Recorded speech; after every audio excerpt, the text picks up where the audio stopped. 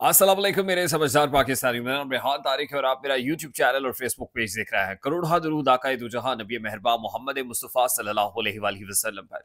इस और इस उम्मीद के साथ इस व्लॉग का आगाज करते हैं कि अल्लाह रब्बुल इज़्ज़त इस मुल्क के फैसला साजों के दिलों में समझदार पाकिस्तानियों के लिए नरमी पैदा कर दे। आज के इस व्लॉग में दो एक्सक्लूसिव खबरें आपके साथ शेयर करने जा रहा हूँ।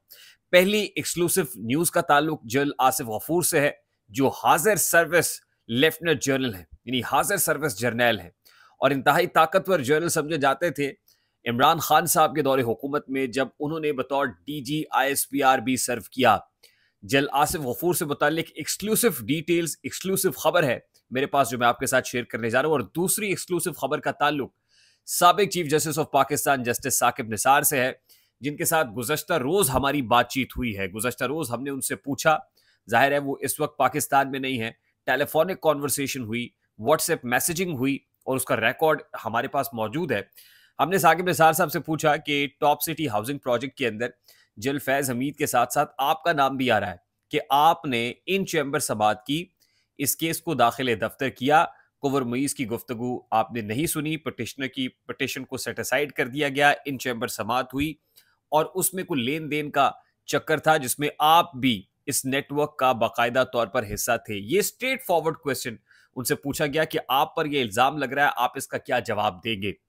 उन्होंने कहा कि मैं इसका कोई जवाब नहीं देना चाहूंगा एक्सेप्ट ऑल, ये कोट अनकोट वो कह रहे हैं कि एक्सेप्ट ऑल नॉनसेंस, ये सब नॉनसेंस है, इसके अलावा मैं इसका कोई जवाब नहीं दूंगा। फिर उन्होंने ये कहा कि मैं 7 सितंबर को पाकिस्तान वापस आ रहा हूं। हमने उनसे पूछा कि भैया ऐसी इतलात हैं कि आप पाकिस्तान वापस नहीं आएंगे। उन्होंने कहा मैं, मेरी जो वापसी की तारीख है वो 7 सितंबर है और 7 सितंबर को जो मैं पाकिस्तान पहुंचूंगा तो फिर मैं इस पे रिस्पॉन्ड करूंगा, अभी मैं इस पे कोई जवाब नहीं दूंगा। ये बराह रास्त गुफ्तगू है जस्टिस साकिब निसार साहब से और वो ये फरमा रहे हैं कि 7 सितंबर को उनकी टिकट है वापसी की, वो पाकिस्तान वापस पहुंचेंगे।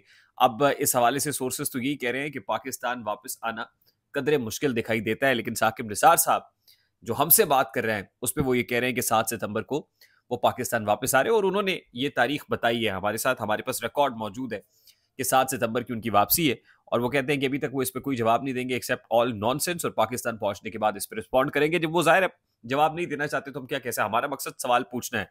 अब वो पाकिस्तान वापस पहुंचेंगे तो फिर अगर आते हैं सबसे पहले तो एक बड़ा क्वेश्चन मार्क है कि आएंगे या नहीं, तो यकीनन हम उनका पीछा करेंगे, उनके पास भी पहुंचेंगे और उनसे उन्हें याद कराएंगे कि आपने कहा था पाकिस्तान पहुंच के मैं इसका जवाब दूंगा। तो फिर देखते हैं कि व्हाट ही हैज टू से, लेकिन अभी वो इस पे कोई बात नहीं करना चाह रहे। अच्छा, उसके अलावा आज ही शिजा फातिमा साहिबा ने एक प्रेस कॉन्फ्रेंस की है और मैं, जैसे साकिब निसार साहब ने कहा ना ऑल नॉनसेंस, तो मुझे इस प्रेस कॉन्फ्रेंस में भी ये कहना पड़ता है फॉर्चुनेटली या अनफॉर्चुनेटली कि it was all nonsense. Nonsense कैसे है कि वो कहती है, मैं हल्फन कहती हूँ कि हुकूमत पाकिस्तान ने इंटरनेट को स्लो नहीं किया या इंटरनेट डाउन नहीं किया, हल्फन ये कहती हूँ, ऑन ओथ ये कह रही।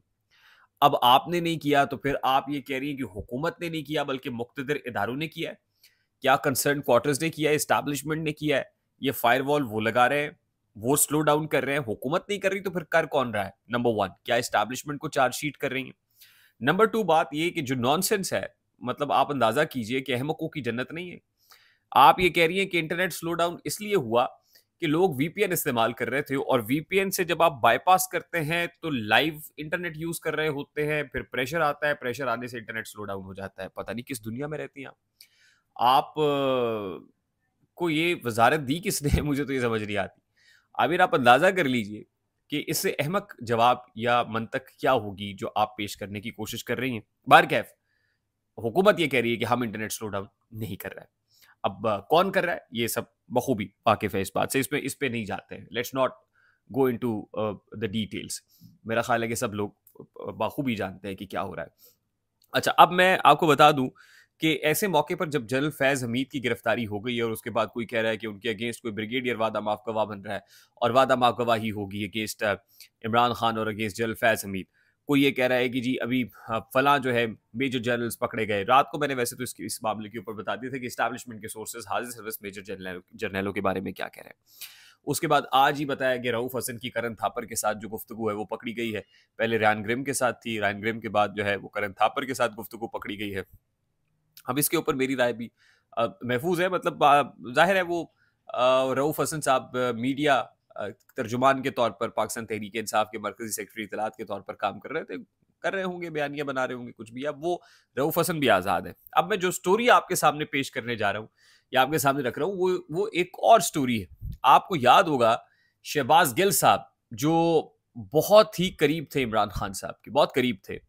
जब शहबाज गिल को गिरफ्तार किया गया था, तो शहबाज गिल साहब की ये जहां पे रह रहे थे पार्लियामेंट लॉजेस के अंदर से, वहां पर इनके उनके लॉज, पार्लियामेंट लॉजेस में जिस जहां पर ये रहते थे, वहां पे जब छापा मारा गया था, तो वहां से एक सैटेलाइट फोन बरामद हुआ था। और वो सैटेलाइट फोन जो कानून नाफिज करने वाले इदारे हैं, उन्होंने अपनी तहवील में लिया था। इस सैटेलाइट फोन से इंक्लूडिंग दो जो सर्विंग जर्नल्स थे, इंक्लूडिंग दोज टू, तकरीबन 114 फौजी अफसरान के साथ, 114 फौजी अफसरान और उनकी फैमिलीज के साथ राबतों का इंकशाफ हुआ था। I just want to make this on record. और अभी मैं आपको बता रहा हूं कि इस डेटा को नादरा के साथ जो है वो चेक कराया गया था, और उस वक्त के जो नादरा के डीजी हैं उनके नॉलेज में था, और डीजी नादरा के और जो जो इस हवाले से तफ्तीशी अफसर थे उनके नॉलेज में था, including general Faiz Hamid and including general Asif Ghafoor. इसमें दो लोग शामिल थे, जनरल फैज हमीद और जनरल आसिफ गफूर, और उनको शामिल करते हुए तकरीबन 114 आज सर्विस और रिटायर्ड फौजी अफसरान थे, जिनके साथ और उनकी फैमिलीज के साथ कुल मिला के 114 लोग बनते हैं, जिनके साथ थ्रू सैटेलाइट फोन राब्ता किया जा रहा था। बट वैसे बड़ी कमाल महारत है कि जी सैटेलाइट से करेंगे, फोन से तो शायद ये उसका फोरेंसिक या वो पकड़ा नहीं जाएगा, या कॉल इंटरसेप्ट नहीं होगी। जब वो पकड़ा गया, तो उसके बाद ही फौरी तौर पर जो कानून नाफिज करने वाले पर्टिकुलरली इस्टेब्लिशमेंट के लोग हैं, उनके कान खड़े हुए। अच्छा, फौज के अंदर एक तरीका कार है कि एक वार्निंग दी जाती है। सबसे पहले एक वार्निंग आती है। मैं आपको ये बता दूं कि ये वार्निंग जो फौज देती है, ये जनरल फैज हमीद को पहले दे चुकी थी। खास तौर पे फैजाबाद धरना केस जिस वक्त आया था और एक कमेटी बनी थी और फैजाबाद धरना रिपोर्ट के ऊपर अमलदारी की बात हो रही थी, तो जनरल फैज हमीद की जनरल आसिम मुनीर के साथ एक मुलाकात की इतलात भी है, और इस मुलाकात को एक वार्निंग कॉल कहा गया था। कि जनरल फैज हमीद को कहा गया था कि आपको ये वार्निंग है, इस पे इदारा जो है वो प्रोटेक्ट करेगा आपको इस पर्टिकुलर मैटर पे, लेकिन अदरवाइज अगर आपने ये कोशिश जारी रखी तो फिर हमसे गिला ना कीजिएगा। अच्छा, अब यही वार्निंग, इसी तरह की वार्निंग जब शहबाज गिल के का ये सैटेलाइट फोन बरामद हुआ तो जनरल आसिफ गफूर को भी दी गई थी, और ये कोर कमांडर कोयटा थे। इनको वहां से कोर से हटा के इनको चेयरमैन एनडीयू लगाया गया था, चेयरमैन नेशनल डिफेंस यूनिवर्सिटी। अब वो जो वार्निंग जनरल फैज हमीद को दी गई थी, उस वार्निंग पर अमल नहीं हुआ, कांटेक्ट रहा, एस्टैब्लिश्ड रहा, और अल्टीमेटली इदारा एक जो है इसके ऊपर चेक रखे हुए था। दूसरी तरफ जनरल आसिफ गफूर के मामले के ऊपर भी चेक रखा गया था। इतलात यही है कि जनरल फैज हमीद का ये जो पोस्ट रिटायरमेंट इरा है, इसके अंदर जो चीजें हुई वो पकड़ी गई, और अल्टीमेटली उन पर घेरा तंग हुआ, वार्निंग की खिलाफ वर्जी हुई, ब्रीच ऑफ ट्रस्ट हुआ, पकड़े गए। अब जनरल आसिफ गफूर इस वक्त सर्विंग लेफ्टिनेंट जनरल है। हाँ, ये बात ठीक है कि इमरान खान साहब के दौर जनरल बाजवा ने इन दो लोगों को बड़ी की पोस्ट पे लगाया था। एक को डीजीआईएसआई लगाया था जनरल फैज हमीद को, और दूसरे डीजीआईएसपीआर लगाए गए थे। अब इस हवाले से लोग कहते तो हैं, बट हमारी इतलात ये है कि अभी तक जनरल आसिफ गफूर के हवाले से जो वार्निंग है वो इंटैक्ट रही, वो थोड़ा कॉर्नर्ड रहे, वो उस तरीके से काम नहीं कर रहे थे जैसे जनरल फैज हमीद कर रहे थे। और जनरल आसिफ गफूर की जो रिटायरमेंट है वो भी करीबान पहुंची है, नवंबर में बताया जा रहा है कि उनको रिटायर होना है।